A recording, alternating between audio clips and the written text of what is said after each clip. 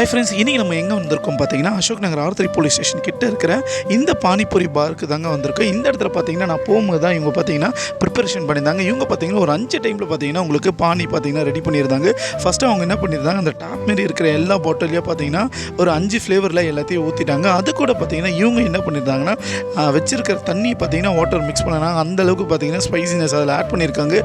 கிட்டத்தட்ட ஒரு 5 ஃப்ளேவரில் இங்கே எனக்கு கொடுத்துருக்காங்க. எனக்கு தெரிஞ்ச ஒரு மின்ட் ஃப்ளேவரில் ஒன்று இருந்ததோ, அதுக்கப்புறமா நார்மலாக ஒரு பானி ஃப்ளேவர் ரசம் மாரி ஒன்று இருந்ததோ, அதுக்கப்புறமா பார்த்தீங்கன்னா ஒரு காரம் நல்லா ஸ்பைசினஸாக ஒன்று இருந்தது.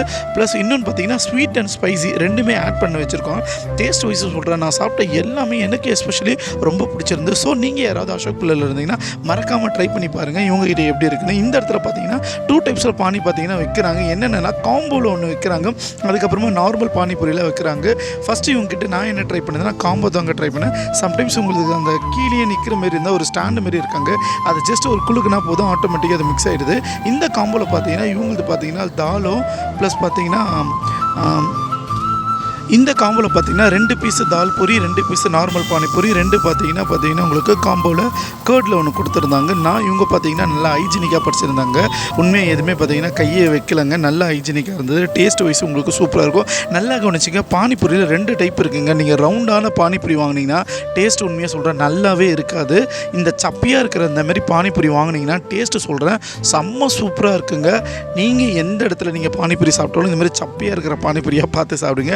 இது ரொம்ப டேஸ்ட்டு கொடுக்கும். இவங்க பார்த்தீங்கன்னா கொஞ்சம் நல்லா அந்த ஹைஜீனிக்கில் பார்த்தீங்கன்னா 2-3 பருப்பு போட்டிருந்தாங்க. அதுக்கப்புறம் பார்த்தீங்கன்னா பீனட்ஸு வேர்க்கலை கொடுத்துருந்தாங்க. அது கூட பார்த்தீங்கன்னா தயிர் மிச்சர் போட்டு கொடுத்துருந்தாங்க. அட்டா உண்மையாக சொல்கிறேன் செம்ம சூப்பராக இருந்தது.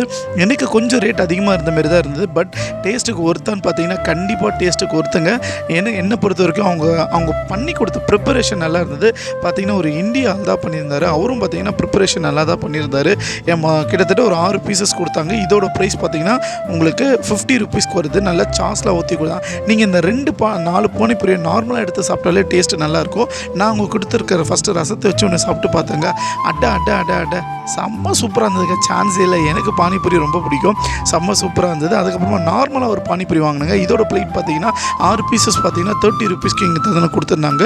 ஸோ இதையும் நான் வாங்கி ட்ரை பண்ணி பார்த்தேன். இதில் பார்த்தீங்கன்னா நம்ம நார்மலாக சாப்பிட்றமே உருளைக்கிழங்கு, அதுக்கப்புறமா பார்த்தீங்கன்னா ஆனியன் போட்டு கொடுத்துருந்தாங்க. டேஸ்ட் எனக்கு சூப்பராக இருந்தது. நான் சாப்பிட்ட 5 பானிபூரியுமே வந்து டேஸ்ட் வைஸ் ரொம்ப சூப்பராக இருந்தது. ஸோ நீங்கள் யாராவது அசோக்கில் இருந்தீங்கன்னா கண்டிப்பாக அந்த ஷாப்பை வந்து ட்ரை பண்ணி பார்த்துட்டு எப்படி இருக்குன்னு சொல்லுங்கள். மறக்காமல் லைக் பண்ணுங்கள், ஷேர் பண்ணுங்கள். நெக்ஸ்ட் ஒரு வீடியோவில் பார்க்கலாம். Bye tata, see you.